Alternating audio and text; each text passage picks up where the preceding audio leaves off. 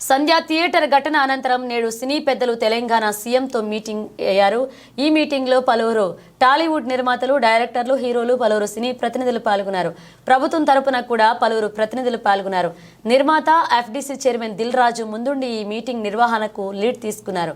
ముందుగా సంధ్య థియేటర్ ఘటనపై ఆవేదన వ్యక్తం చేసి ఒక మహిళ ప్రాణాలు కోల్పోవడం వల్లనే తమ ప్రభుత్వం ఈ ఘటనను సీరియస్ గా తీసుకుందని సీఎం రేవంత్ తెలిపారు. అసెంబ్లీలో చెప్పిన మాటకు కట్టుబడి ఉంటాను, ఇకపై బెనిఫిట్ షోలు ఉండవని సీఎం రేవంత్ ఇండస్ట్రీ పెద్దలకు తేల్చి చెప్పారు. శాంతి భద్రతల విషయంలో రాజీ పడేదే లేదు. అభిమానుల్ని కంట్రోల్ చేసుకోవాల్సిన బాధ్యత సెలబ్రిటీలదే అన్నారు. ఇకపై బౌన్సర్లపై సీరియస్ గా ఉంటామని చెప్పారు. అలాగే సినీ పరిశ్రమ తెలంగాణ రైజింగ్ లో ఇండస్ట్రీ సోషల్ రెస్పాన్సిబిలిటీతో ఉండాలి.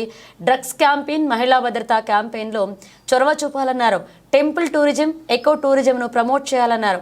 ఇన్వెస్ట్మెంట్ల విషయంలోనూ ఇండస్ట్రీ సహకరించాలని తెలిపారు.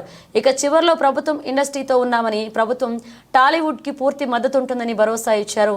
సీఎం రేవంత్ రెడ్డి ఈ మీటింగ్ లో సంధ్య థియేటర్ వద్ద జరిగిన ఘటనకు సంబంధించి సీసీటీవీ ఫుటేజ్ దృశ్యాలు సినిమా పెద్దలకు స్క్రీన్ పై వేసి పోలీసులు చూపించారు.